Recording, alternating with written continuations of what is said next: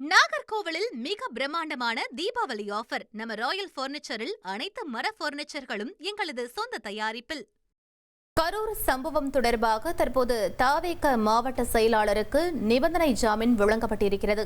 மேலும் விவரங்களை எமது செய்தியாளர் மாரிச்சாமி வழங்க கேட்கலாம். மாரிச்சாமி, முழு விவரங்கள் என பதிவு பண்ணுங்க.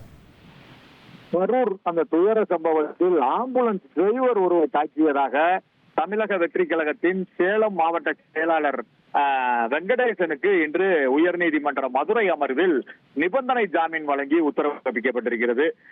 இதன் வழக்கின் பின்னணி பார்த்தோமானால் தாவேகா தலைவர் விஜய் கரூர் வேலுசாமிபுரத்தில் கடந்த செப்டம்பர் 27 பிரச்சாரம் கூட்டம் நடந்தது. அந்த கூட்ட நெரிசலில் 41 பேர் பலியாகினர். மேலும் பலர் படுகாயங்களுடன் மருத்துவமனையில் சிகிச்சைக்காக அனுமதிக்கப்பட்டனர். இந்த நிலையில் சம்பவத்தின் போது காயமடைந்தவர்களை ஏற்றச் சென்ற ஆம்புலன்ஸ் டிரைவர் கௌதம் மற்றும் அவரது நண்பர்களை தாவேகாவை சேர்ந்தவர்கள் கருப்பு நிற காரில் வந்து தரமாறியதாக தாக்கியதாகவும் ஆம்புலன்ஸ் கண்ணாடியை உடைத்ததாகவும் வழக்கு பதிவு செய்யப்பட்டது. அந்த புகார் அளிக்கப்பட்டது. அந்த புகாரின் அடிப்படையில் கடந்த 9 தாவேகா, அதாவது தமிழக வெற்றி கழகத்தின் சேலம் மாவட்ட செயலாளர் வெங்கடேசன் கைது செய்யப்பட்டு சிறையில் அடைக்கப்பட்டார். இதனை அடுத்து கைதான வெங்கடேசன் தரப்பில் ஜாமீன் கேட்டு மெட்ராஸ் உயர்நீதிமன்ற மதுரை அமர்வில் மனு தாக்கல் செய்யப்பட்டது. அந்த மனுவில் பொய்யான குற்றச்சாட்டுகள் புனையப்பட்டிருக்கிறது. ஒரே வழக்கிற்கு 2 FIR போடப்பட்டிருக்கிறது. இது எப்படி சட்டப்படி செல்லுபடி ஆகாது.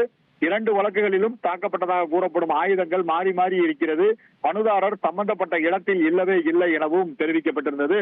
இந்த வழக்கு விசாரணையின் போது ஆஜரான வழக்கறிஞர், அதாவது அரசு தரப்பில் ஆஜரான தமிழக அரசின் வழக்கறிஞர் விசாரணை துவக்க நிலையிலேயே இருக்கிறது, ஆகவே ஜாமீன் வழங்கக்கூடாது என அதாவது ஜாமீன் வழங்கக்கூடாது என கடும் எதிர்ப்பு தெரிவித்தார். மனுதாரர் தரப்பில் வழக்கறிஞர்கள் சுபாஷ் மற்றும் பாண்டியன், தாவேகா தரப்பில் வழக்கறிஞர்கள் சுபாஷ் மற்றும் பாண்டியன் ஆஜராகி வாதாடினர். அவர்கள் மனுதாரர் மீது அதாவது பொய்யான குற்றச்சாட்டு போடப்பட்டிருக்கிறது என்பதை கூறினார். இதைத் தொடர்ந்து நீதிபதி ஸ்ரீமதி மனுதாரருக்கு நிபந்தனையுடன் ஜாமீன் வழங்கப்படுகிறது.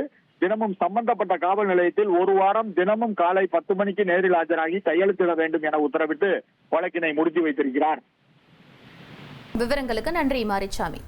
நாகர்கோவிலில் மிக பிரம்மாண்டமான தீபாவளி ஆஃபர். நம்ம ராயல் பர்னிச்சரில் அனைத்து மர பர்னிச்சர்களும் எங்களது சொந்த தயாரிப்பில்.